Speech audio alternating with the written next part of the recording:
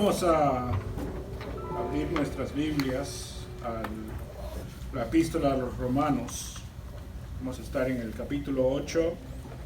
Vamos a leer del versículo 28 hasta el 39. Romanos capítulo 8, versículos 28 al 39. Esta es la palabra inspirada de Dios, es la palabra autoritativa e infalible de Dios. No tiene error alguno, no tiene contradicción, no está a tela de juicio de la ciencia ni de la genética. Esta es la verdad, ¿no? Y vamos a recibir entonces esta verdad que Dios ha preservado para nosotros por más de 2000 años y ha entregado a nosotros en su totalidad. Vamos a leer la palabra de Dios. Dice Romanos 28 así: y sabemos que a los que aman a Dios, todas las cosas les ayudan a bien. Esto es, a los que conforme a su propósito son llamados. Porque a los que antes conoció, también los predestinó, para que fuesen hechos conformes a la imagen de su Hijo, para que Él sea el primogénito entre muchos hermanos. Y a los que predestinó, a estos también llamó. Y a los que llamó, a estos también justificó. Y a los que justificó, a estos también glorificó.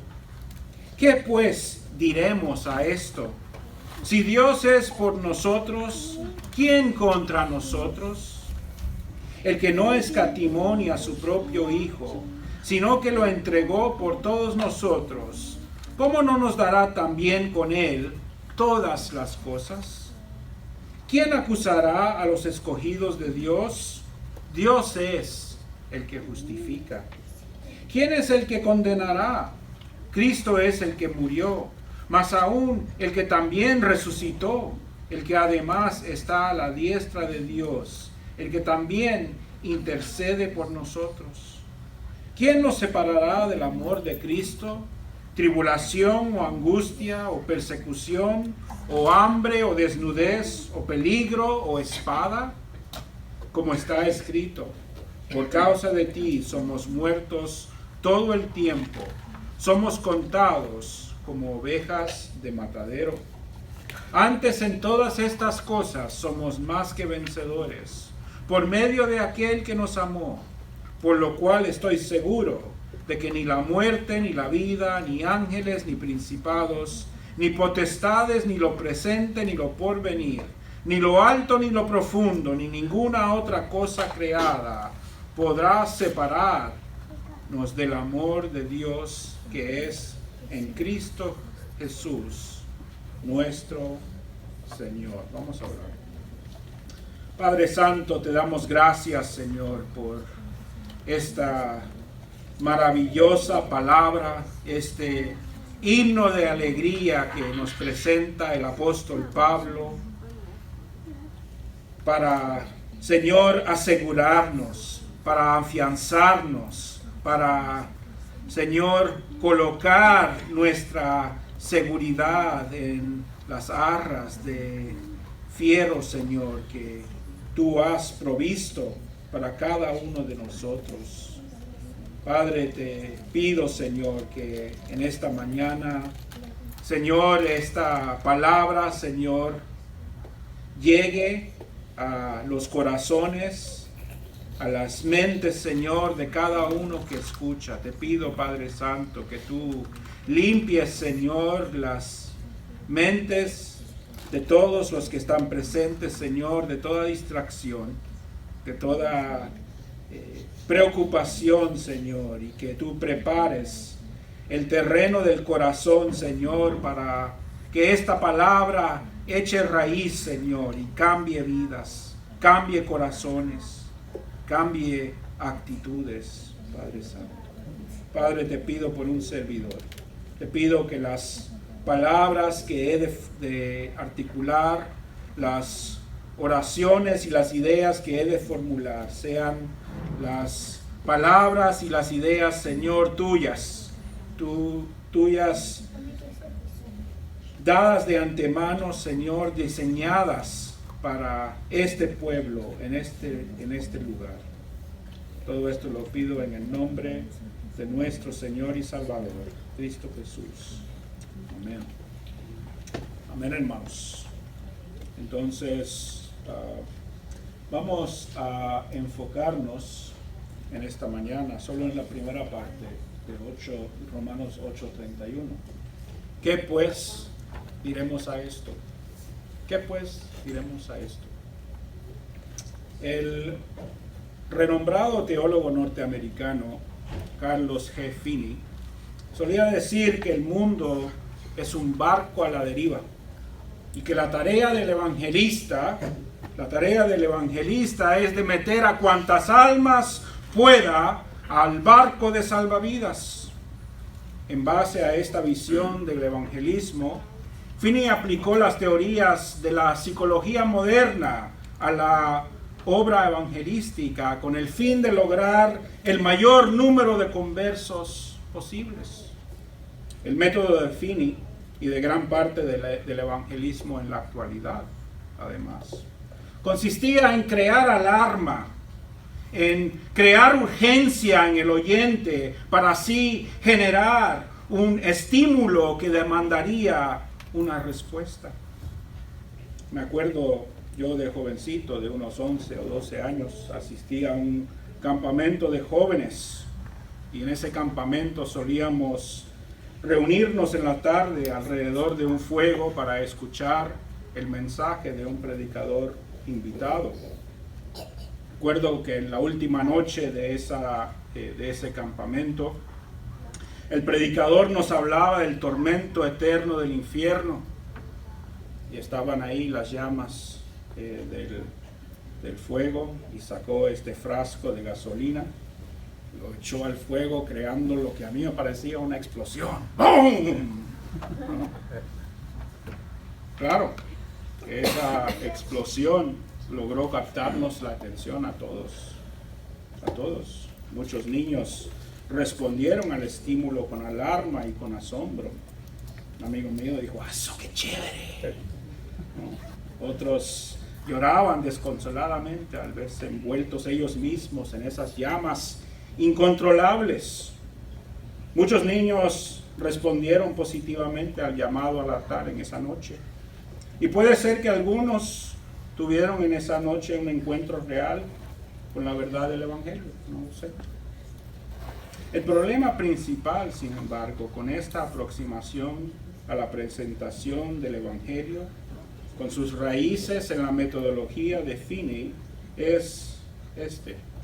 Pregúntame hoy, hermanos, 35 años después, si me acuerdo de esa noche, y te diré que sí, lo acuerdo como si fuera ayer. Me acuerdo de esa explosión causada por un frasco de gasolina estallando en las llamas, pero no me acuerdo nada del mensaje que se predicó. El poder de la presentación era más la combustión causada por la gasolina que la operación del Espíritu Santo en los corazones de hombres y mujeres pecadores. El teólogo y mártir alemán Dietrich Bonhoeffer hablaba de la gracia barata, como la corriente principal de la predicación moderna. Decía que solemos tomar la inmensa, invaluable gracia de Dios y abaratarla con el fin de obtener números y con el fin de congratularnos a nosotros mismos por la cantidad de almas que nosotros llevamos a los pies de Cristo. La gracia barata demanda una sola respuesta. ¿Creo o no creo? ¿Vengo al altar o no vengo al altar? ¿Oro la oración del creyente o no lo oro? Esa es la respuesta a la gracia barata. Pero el Evangelio de Jesús, el Evangelio que se presenta en la carta a los Romanos, no es un Evangelio de gracia barata. Es un Evangelio de gracia costosa, de gracia cara. La gracia que sobreabundó en Evangelio con el fin de que fuésemos rescatados de nuestra propia tendencia hacia la autodestrucción, hacia la perdición. Es una gracia que le costó a Dios su Hijo unigénito. Dice el apóstol Pablo en Romanos 8:32, el que no escatimó ni a su propio Hijo, sino que lo entregó por todos nosotros, ¿cómo no nos dará también con Él todas las cosas? Y la gracia costosa, hermanos, no nos demanda una sola respuesta. La gracia costosa, la gracia que está al centro del Evangelio presentado aquí en Romanos, nos demanda respuestas en cada paso de nuestro progreso en la vida cristiana. Cada vez que escuchamos la palabra, nos demanda una respuesta. Y ese es el propósito, hermanos, el propósito principal de la proclamación y la predicación del Evangelio cada domingo. El hermano Eric lleva ya 2 años predicando capítulo por capítulo, verso por verso, este libro de Romanos. Y estamos apenas a mitad, en el 8, ¿verdad?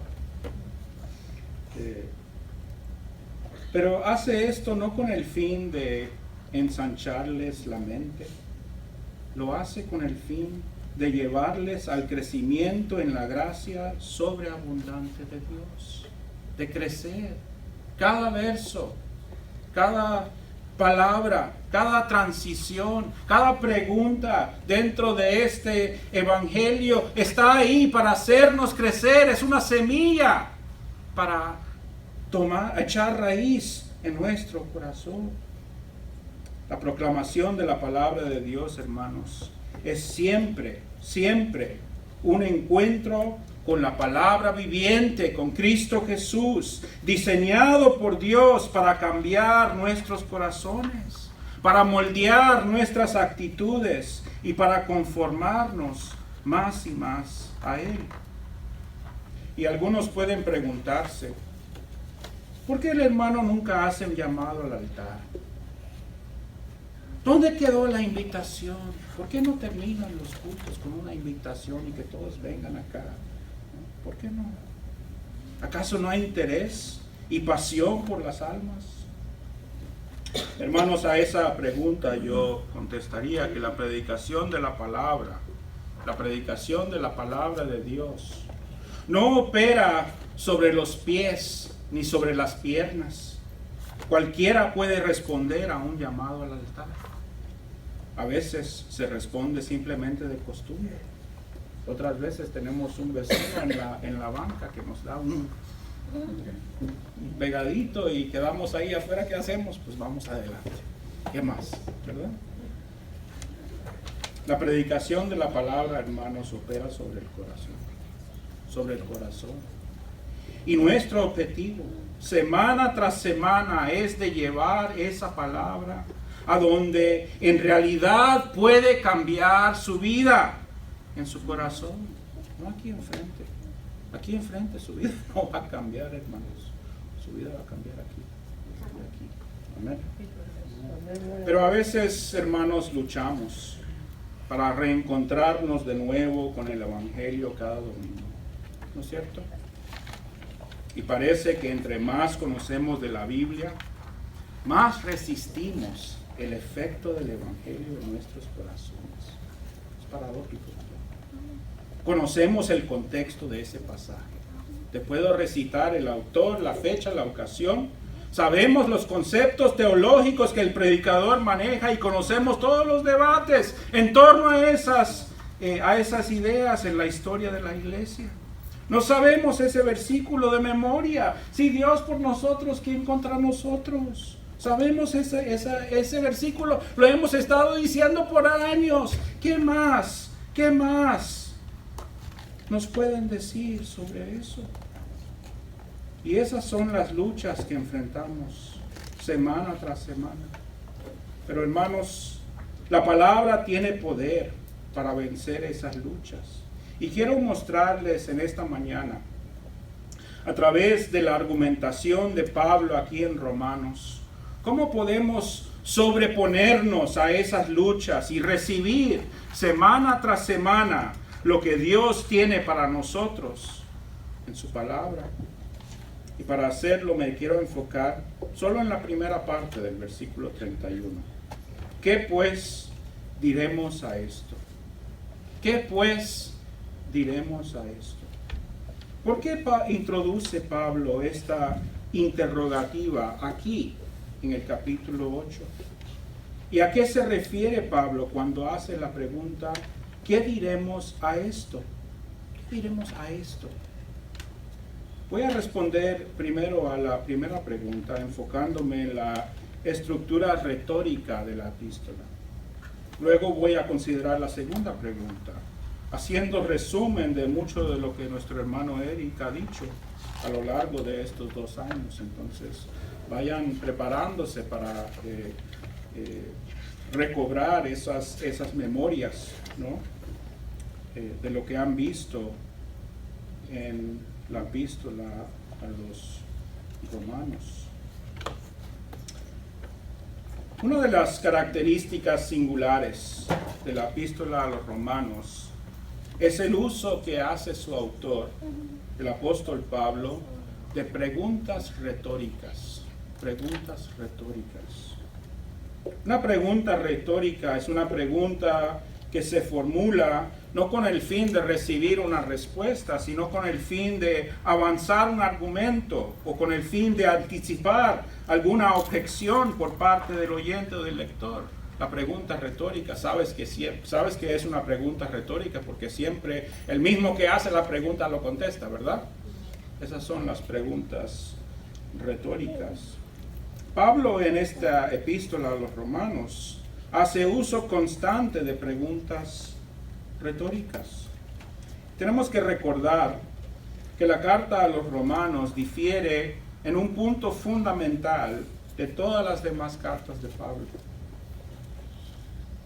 Y ese punto en que difiere es que Pablo estaba escribiendo a una congregación que aún no conocía, no había ido a Roma todavía, ¿verdad? Todas las otras cartas de Pablo son escritas a iglesias que él mismo había fundado y se dirigían a ellos debido a un problema particular que conocía y tenía cierta familiaridad con todas esas personas. Pero la carta a los romanos es diferente porque Pablo no tenía esa familiaridad con ellos y porque les escribe en anticipo al mensaje que proclamaría ahí en su camino a España, que vemos en Hechos 28. Ya en Romanos 2:3, Pablo comienza con las preguntas retóricas. Dice en Romanos 2:3, ¿y piensas esto, hombre, tú que juzgas a los que tal hacen? Y sigue con estas preguntas a lo largo de su argumentación. Acabamos de leer Romanos 8:28 a 39 y encontramos cuántas preguntas en esos 10 versículos. Muchos, ¿verdad? Muchos. Hay en el repertorio de preguntas retóricas de Pablo algunas que aparecen con mayor frecuencia. ¿Qué pues? Es una pregunta que vemos vez tras vez a lo largo de Romanos 8. ¿Qué pues diremos? También lo vemos a lo largo de la carta. ¿Y qué pues diremos a esto? Son preguntas que aparecen a lo largo de la epístola. A veces estas preguntas sirven para conectar una parte del argumento con otra parte. En Romanos 3:9, por ejemplo, Pablo pregunta, ¿qué pues? Para conectar su argumento acerca de las ventajas que han tenido los judíos en cuanto al acceso que se les dio a la palabra de Dios, con el argumento de la falta de justicia de todos los hombres. En Romanos 6:1, Pablo usa la pregunta, ¿qué pues diremos? Para conectar su explicación del efecto del pecado de Adán con su argumento que los que han muerto al pecado no pueden vivir aún en él. Pero es solamente en Romanos 8:31 que Pablo formula la pregunta, ¿qué pues diremos a esto? añade esas dos palabras, a esto. ¿Qué pues diremos a esto? Y es el único lugar en toda la epístola donde usa esa pregunta particular. ¿Por qué es que Pablo pregunta aquí en Romanos 8:31, ¿qué pues diremos a esto? ¿A qué se refiere Pablo cuando habla de esto? ¿Qué es esto? Algunos comentaristas piensan que el a esto, peculiar al verso 31, se refiere al contenido de los versículos 28 a 30, o sea, la doctrina de la predestinación. Pablo hace esta pregunta para conectar la doctrina de la predestinación con lo que dirá en 31 a 39, que es nuestra aseguranza. Otros comentaristas adoptan una perspectiva más amplia y aseguran que a esto se refiere a todo el argumento del capítulo 8.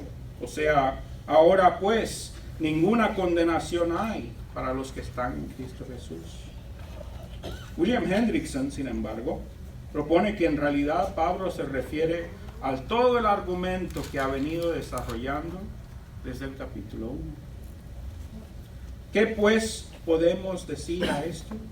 ¿Qué pues diremos a esto? Es una pregunta, es un momento para pausar y para recordar. Hermanos, llevamos 2 años en esta carta. 2 años. Son 104 domingos que llevamos estudiando Romanos. ¿Qué pues diremos a esto? ¿Qué pues diremos? Me acuerdo que cuando fui ordenado estaba un poco nervioso debido al proceso de examinación. No sabía qué preguntas me iban a hacer, si mi conocimiento bíblico sería lo suficiente para contestar esas preguntas. Así que le llamé a mi papá, le pregunté, oye papá, ¿cómo son las preguntas esas que te hacen? ¿Qué debo estudiar? ¿Qué hago? Y me dijo, bueno, puede ser todo tipo de preguntas. Y me dio un ejemplo y me dijo, a mí me hicieron esta pregunta. En mi proceso de ordenación me preguntaron, ¿puedes darnos un bosquejo del libro de Romanos? ¿Quién nos puede dar un bosquejo del libro de Romanos? Y dijo mi papá, es fácil. Eso es facilísimo. El libro de Romanos es pecado, salvación y servicio. El pecado del hombre, capítulos 1 al 3. La salvación de Dios, capítulos 4 a 11. Y el servicio cristiano, capítulos 12 a 16. Y esto es precisamente a lo que se refiere Pablo cuando dice a esto. Se refiere a nuestro pecado, a nuestra condición y a la salvación tan grande de nuestro Dios. ¿Qué diremos a esto? ¿Qué pues diremos a nuestra condición pecaminosa? ¿Y qué pues diremos a una salvación tan grande como la que Cristo efectuó por nosotros? Vamos a ver los dos puntos. El primero, ¿qué pues diremos a nuestra condición pecaminosa? Pablo comienza por desglosar la pecaminosidad obvia y aberrante de la cultura pagana de Roma. Me imagino que sus lectores allá en Roma escuchaban los versículos 18 al 32 del capítulo 1 y decían, amén, hermano. Decían, sí, tú diles, hermano Pablo, esos paganos pecaminosos, llenos de maldad. Pero ya para el capítulo 2, cuando Pablo comienza a hablar de los judíos, de ellos, creo que los lectores estaban menos animados. Espérate, Pablo, espérate un momentito. Ya ahora sueltas el veneno. Estás hablando de nosotros. Y ya para el versículo 10 de Romanos 3, Pablo cita el Salmo 14 afirmando que no hay justo, ni aun uno, ninguno. ¿Qué pues diremos a nuestra condición pecaminosa? Diremos, yo crecí en un hogar cristiano. Diremos, yo no, yo no he cometido ningún crimen en mi vida. Yo no tomo, yo no fumo, yo no bailo, yo no.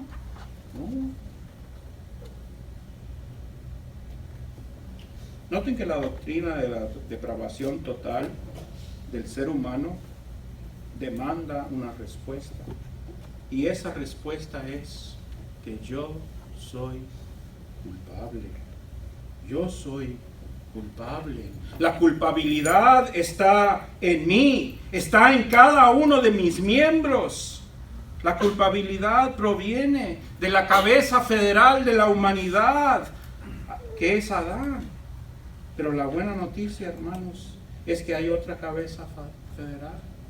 El postrer Adán, Cristo Jesús, que de la misma forma que Adán infectó a toda la humanidad de una naturaleza pecaminosa, así también Cristo extiende su redención. ¿Qué diremos, pues, a nuestra condición pecaminosa? El punto de arranque del cristianismo es el reconocimiento de que somos corruptos, de que somos pecadores y que necesitamos, sobre todas las cosas, necesitamos la redención que solo Cristo nos puede dar. Amén. ¿Y qué pues diremos a la gracia irresistible de Dios que derramó sobre nosotros?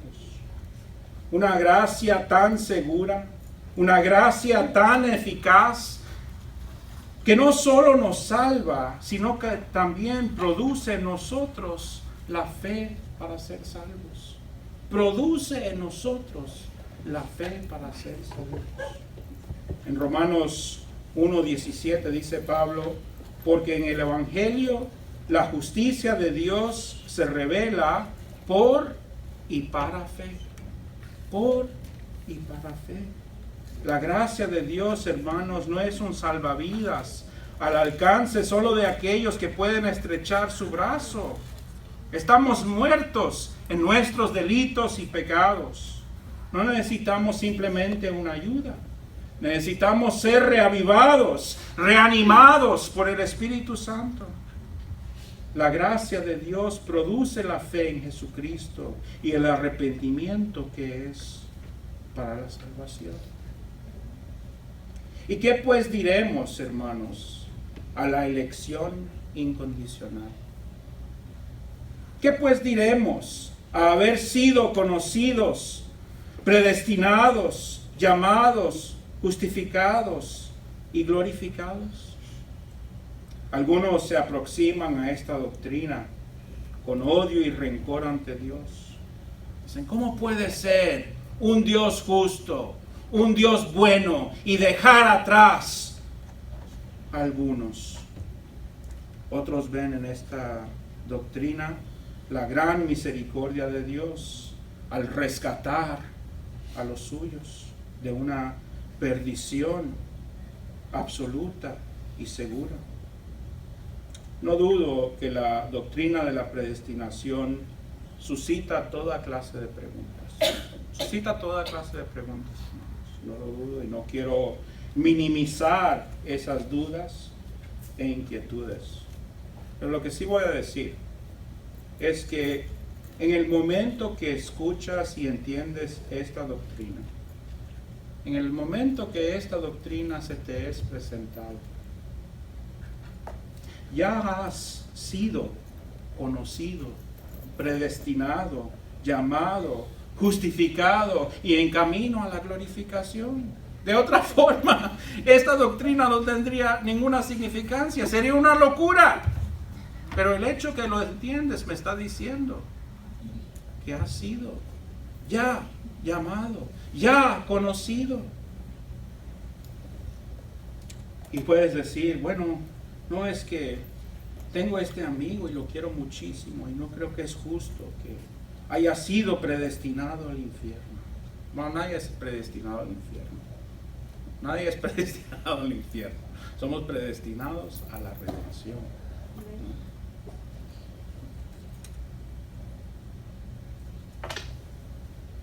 A esa objeción yo le diría, bueno, tienes este amigo y lo quieres muchísimo. Tú tienes el Evangelio. Tú tienes el Evangelio. Preséntaselo. Preséntaselo. Y si ese amigo es de Dios, Dios va a usar esas palabras tuyas. Puede ser hoy, puede ser mañana, puede ser en 40 años, pero Dios usará todos los instrumentos, todas las palabras, toda la presentación de su verdad, lo usará para llevar a los suyos a la glorificación. Y algunos padres resientan esta doctrina porque tienen un hijo o una hija apartada del camino de Dios. Hermanos, no hay nada más doloroso para el padre cristiano de ver a un hijo dar la espalda al Señor, ¿no es cierto? Lo dice Pedro en Hechos 2:39. Dice Pedro, porque para vosotros es la promesa. Amén. Y para vuestros hijos, y para todos los que están lejos, para cuanto el Señor nuestro Dios llamare. Si su hijo está chiquito, hermanos, instrúyele en los caminos del Señor. Instrúyele en los caminos del Señor. Dice Proverbios 22:6. Instruye al niño en su camino y aun cuando fuere viejo, no se apartará de él. Y si su hijo es mayor de edad, ora por ese hijo. Que Dios utiliza todos los instrumentos para traerlos al camino. Dice Santiago 5:16, la oración eficaz del justo puede mucho. La oración eficaz del justo puede mucho. Hay un profesor de homilética, de predicación, que se llama Bryan Chapell. El profesor Chapell fue maestro por muchos años en el Seminario Teológico Covenant en San Luis, Missouri. Fue también presidente de esa institución. Ha sido predicador por más de 40 años. Y él comenta la historia de un hombre de 40 años, que tenía la mente de un niño de 8 años. Y ese hombre, en su inmadurez, cometió un crimen, terminó en la cárcel. Una cárcel fría, se sentía solo, estaba en una esquina llorando. Vino otro preso y le dijo, ¿te sientes solo? Cristo está contigo. Y en ese momento, ese hombre de 40 años, con una mente de un niño de 8 años, recibió al Señor. Y ese hombre era el hermano de Bryan Chapell. Este presidente, este teólogo, este reconocido figura dentro de la iglesia cristiana, y no fueron las palabras de él que Dios decidió usar. Dios decidió usar las palabras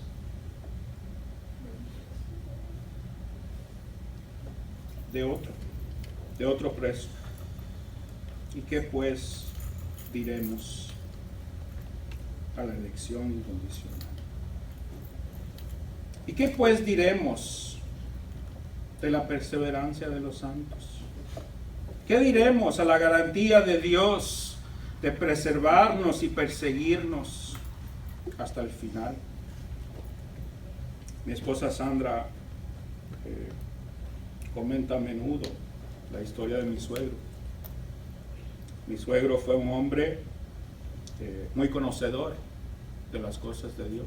Conocía la Biblia, te lo citaba, capítulo y verso. Pero se rehusó a creer por años y años. Y tanto fue su rehúso y su rechazo que el hermanito de Sandra, mi cuñado, Víctor Hugo, lo retenía en la casa. Venían mis tías y mi mamá, vamos a la iglesia. Y se iban todos, pero ya iba saliendo Huguito y lo agarraban a mi suegro. No, este se queda conmigo. Este es hombrecito, ¿no?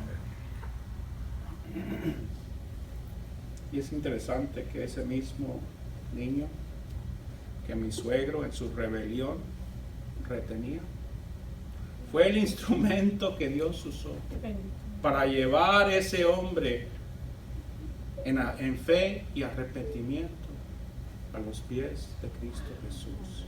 Esa es la perseverancia de los santos. Esa es nuestra seguridad. La seguridad de nosotros como padres, la seguridad de nosotros como hermanos. Nuestra seguridad es que Dios va a perseguir a los suyos hasta el final, y al final va a alcanzar a cada uno de ellos, cada uno. No importa si la lógica nos dice este niño está completamente perdido, ya no sirve. No, Dios los alcanzará. Amén. Hermanos, esta es una pregunta que podemos decir que es insignificante. ¿Qué pues diremos a esto?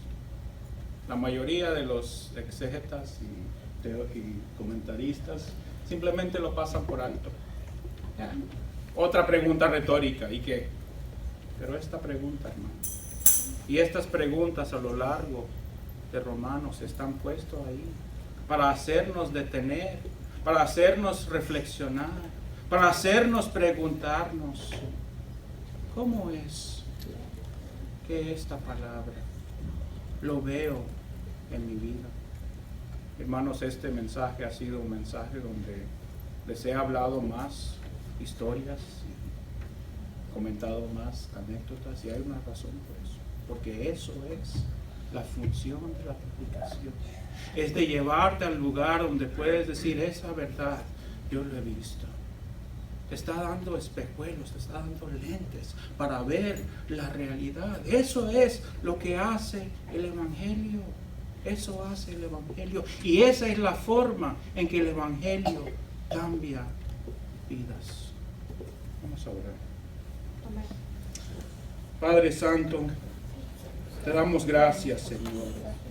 Te damos gracias por estas joyas que encontramos a lo largo de la epístola a los romanos. Te damos gracias, Señor, por estas verdades eternas que son más que conceptos teológicos, que son realidad para nuestra vida, Señor. Son maná que nos ayudan, Señor, a ver la vida de la forma que tú la ves, Señor. Y te pedimos, Padre Santo, que tú bendigas, Señor, la predicación de tu palabra en esta iglesia, Señor. Que tu mano poderosa sea encima, Señor, de nuestro hermano Eric, mientras trae esta palabra semana tras semana, esta epístola, estas verdades semana tras semana, y que tú, Señor, operes, Señor, a través de tu Espíritu en los corazones de cada uno de nosotros, Señor, para hacernos el pueblo tuyo que tú quieres que seamos. Todo esto te lo pedimos en el nombre de nuestro Señor y Salvador, Cristo Jesús. Amén.